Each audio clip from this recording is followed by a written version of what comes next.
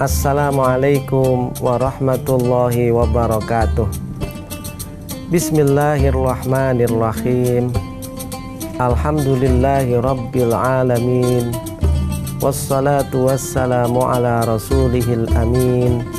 Amma ba'du, fala hawla wala quwwata illa billahil aliyyil azim. Pemirsa yang dirahmati oleh Allah, setiap kita sebagai umat Nabi Muhammad Sallallahu Alaihi Wasallam memiliki cita-cita yang satu. Apa itu?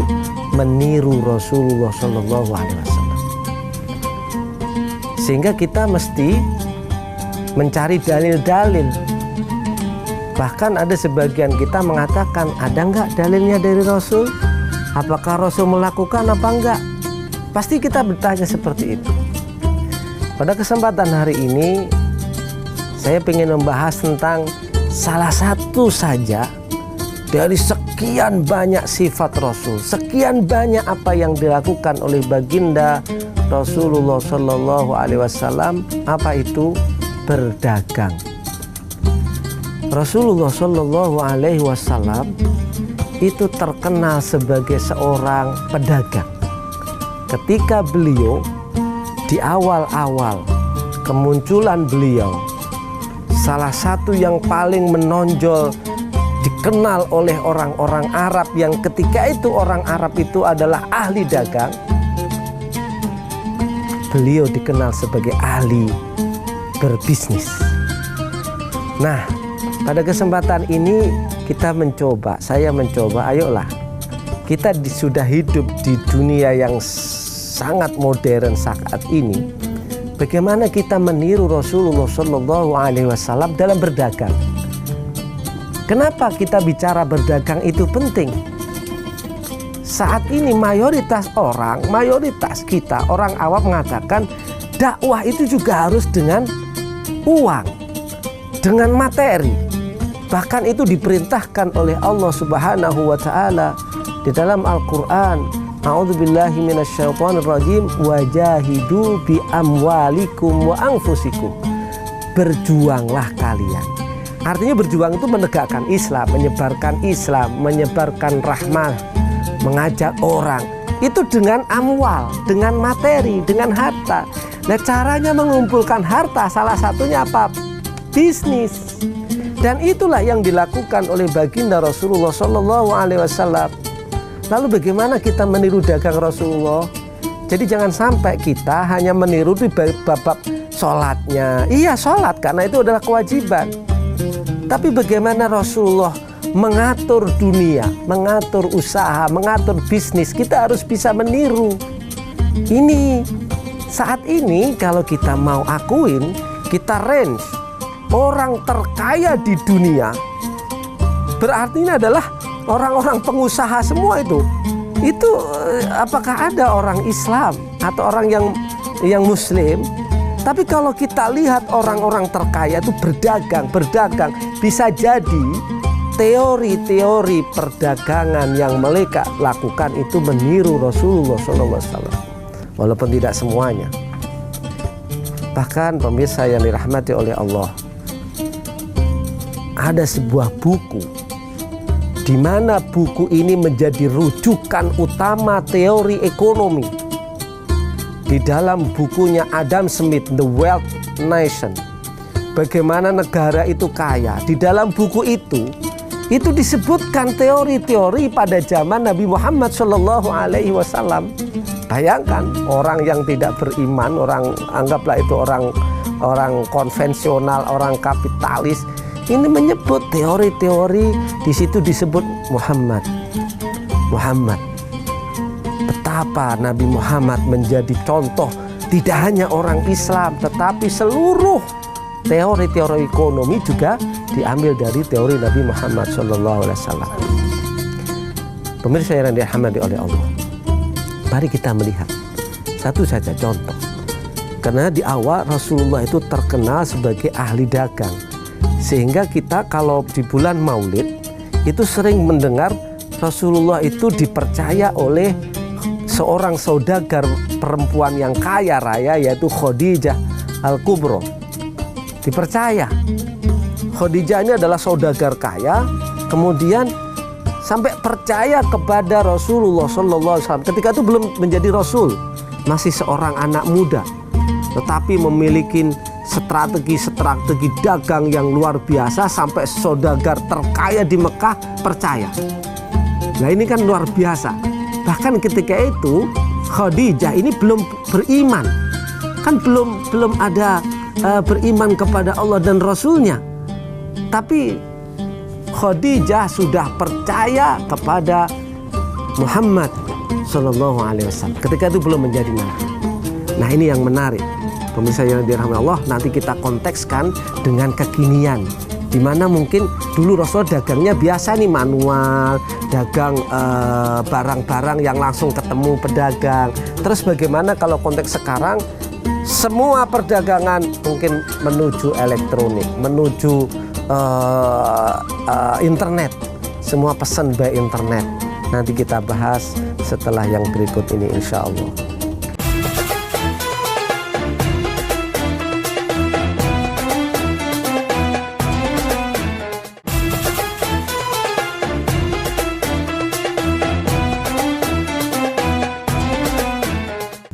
Pemirsa yang dirahmati oleh Allah, kita lanjutkan kajian di mana kita ingin meniru Rasulullah Shallallahu Alaihi Wasallam menjalankan bisnisnya, kemudian kita meniru di dunia sekarang. Kenapa ini perlu kita bahas?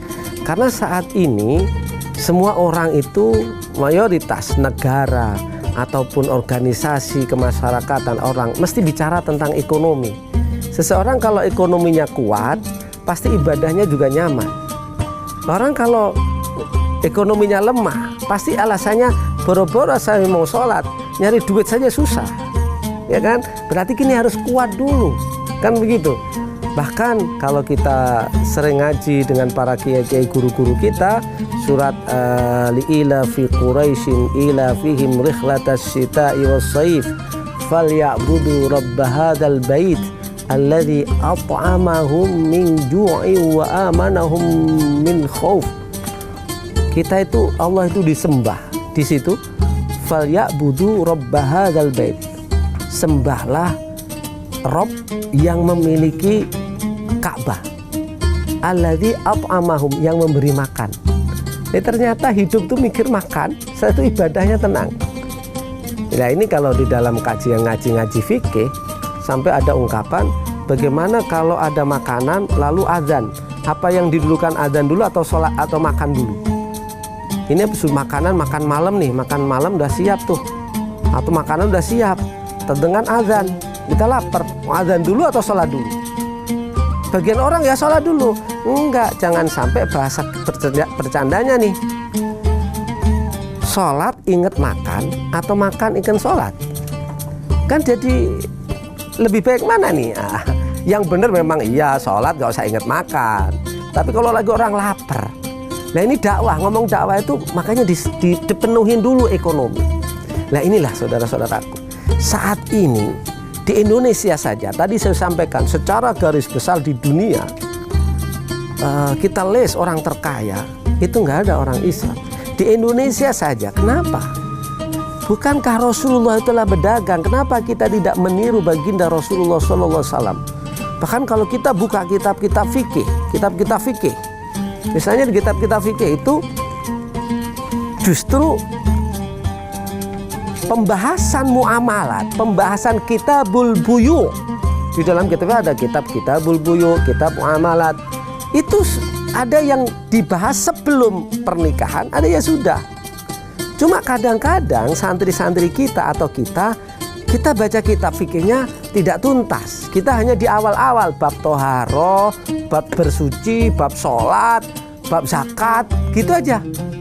Orang bisa bayar zakat itu kalau duitnya banyak.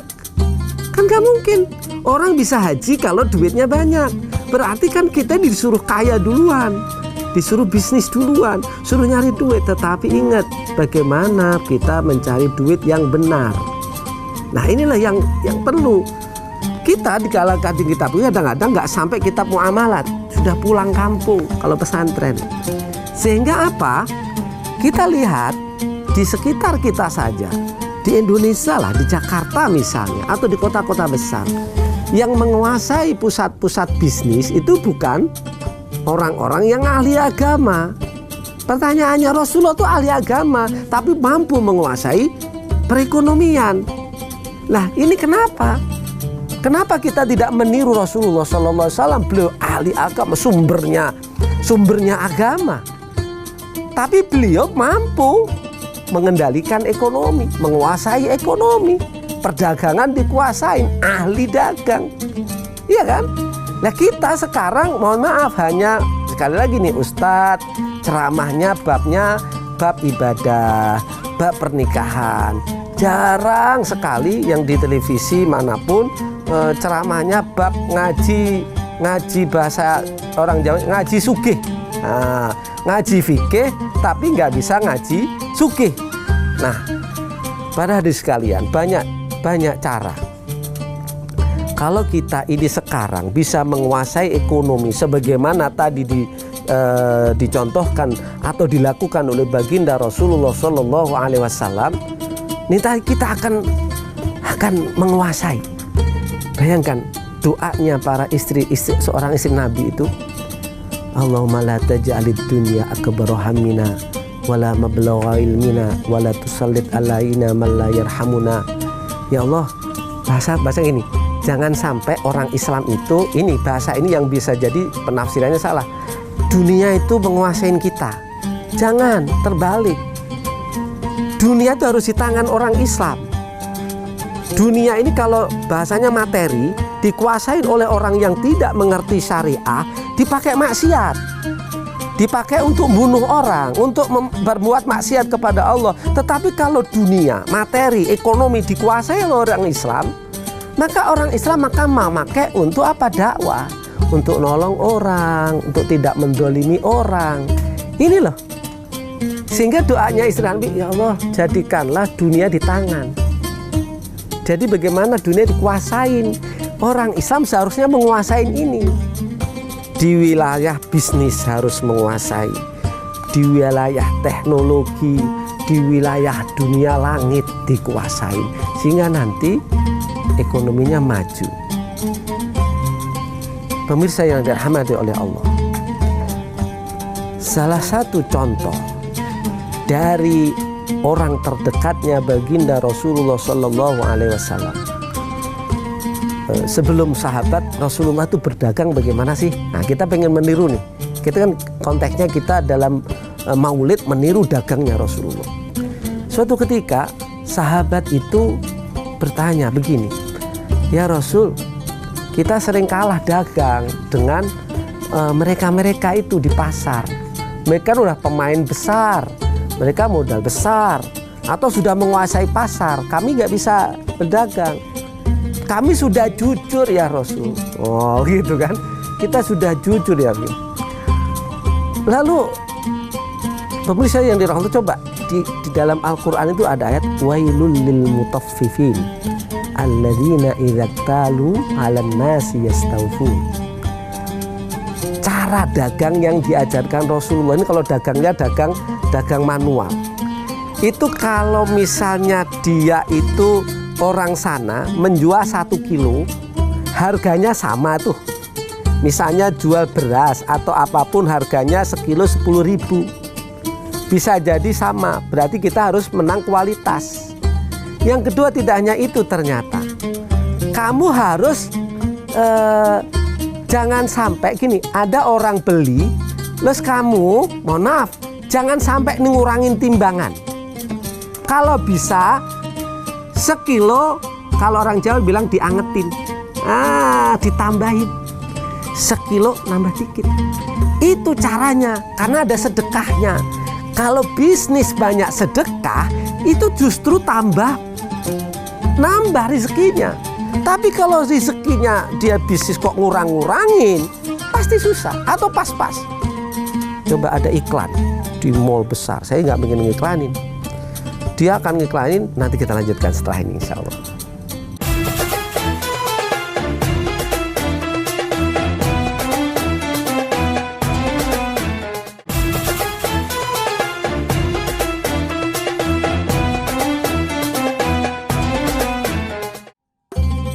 Pemirsa yang dirahmati Allah, kita lanjutkan. Ada sebuah iklan menarik.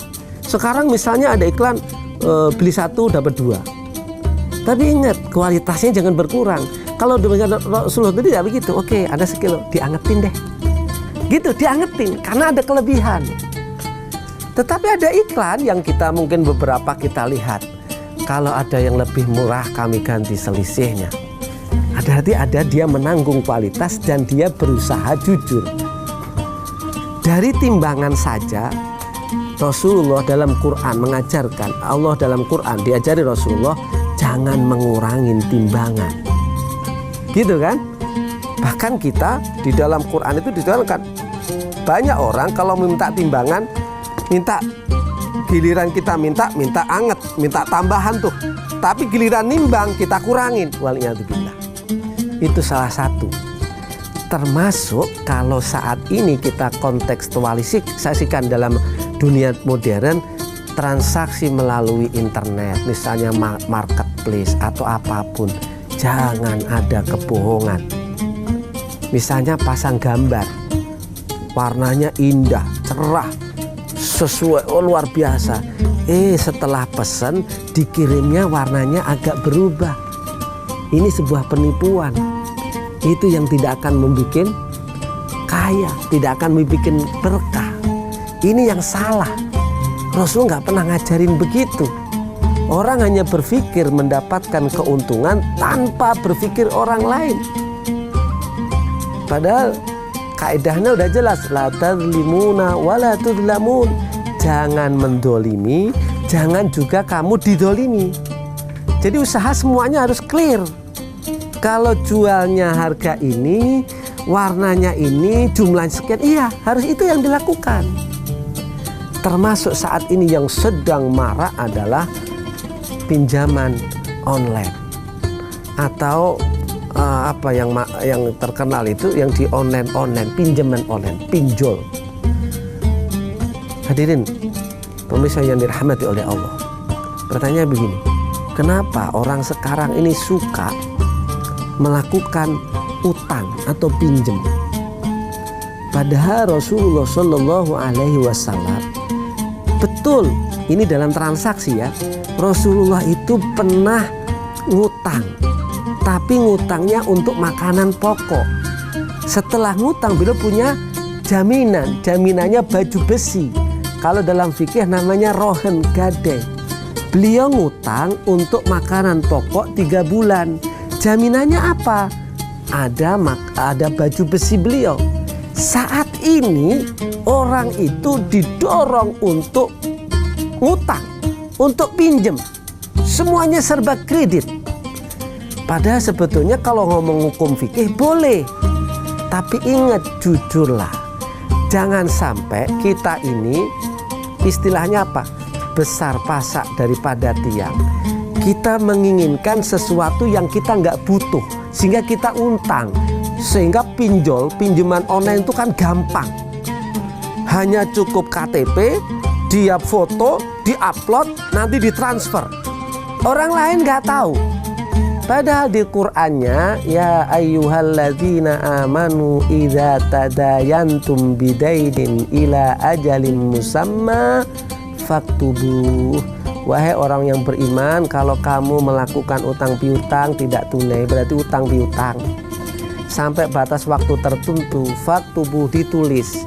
Di ayat berikutnya, fastashhidu bisyaihidaini, hendaklah ada saksi. Nah, di pinjol itu loh saksinya nggak ada, karena orang sekarang nggak mau atau malu kalau dia pinjem atau utang. Yang ini bermasalah. Rasulullah SAW clear. Dia taruh baju besinya kepada orang Yahudi, lalu dia minta nanti selama 3 bulan dia akan ngambil makanan pokok. Ini orang Yahudi, sama-sama jujur. Nah, tetapi ini clear, setelah Rasulullah wafat sampai belum lunas, baju besinya sebagai jaminan, gak apa-apa. Kadang sekarang orang tidak mau itu, sehingga ada sebuah pengaruh ketika kita melakukan transaksi bisnis, berdagang, tapi tidak mengikuti bagaimana Rasulullah Shallallahu Alaihi Wasallam berbisnis, mencari uang. maka ibadah kita serasa tidak diterima oleh Allah.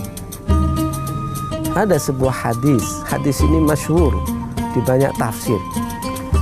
Sampai hadis ini kira-kira begini, barang siapa memasukkan makanan ke dalam perutnya dari barang yang haram, berarti bisnisnya tidak halal, usahanya tidak benar, ada mendolimi orang, menipu orang.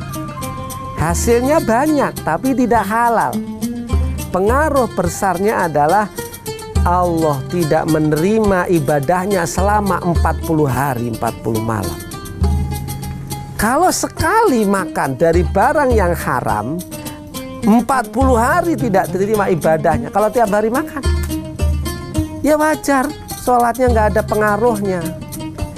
Inilah kenapa kita tidak meniru. Kita meniru Rasulullah hanya aspek lainnya.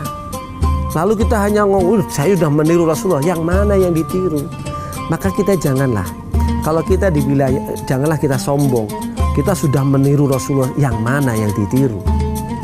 Aspek ekonominya apakah kita sudah ditiru? Atau hanya mohon maaf niru bidang ibadahnya saja, atau bidang menikahnya saja, atau bidang apanya saja?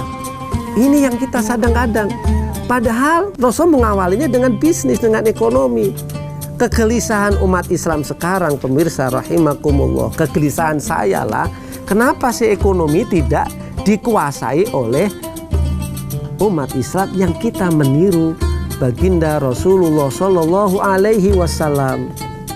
Kita hanya mengkajinya kitab-kitab di bab awal, kitab jual belinya kita tidak faham betul apa syarat rukun jual beli, ijarohnya, kemudian gadainya kayak apa, kenapa muncul di jalan-jalan gadai, padahal kitab fikih kita diajarin gadai.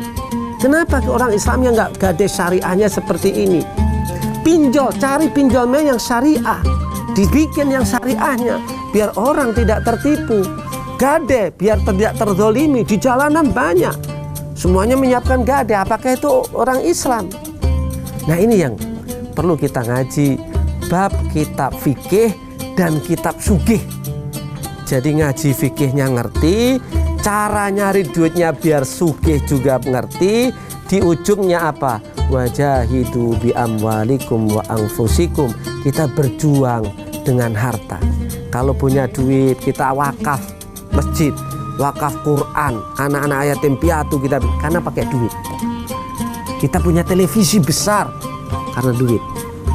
Mudah-mudahan Allah memberikan kemampuan kepada kita semuanya untuk berjihad, berjuang di bidang ekonomi dan bisnis, sehingga dunia ini dikuasain orang-orang soleh, orang-orang yang takut kepada Allah, sehingga tidak membuat kerusakan di muka bumi. Wallahul muwaffiq ila aqwamit thoriq. Wassalamualaikum warahmatullahi wabarakatuh.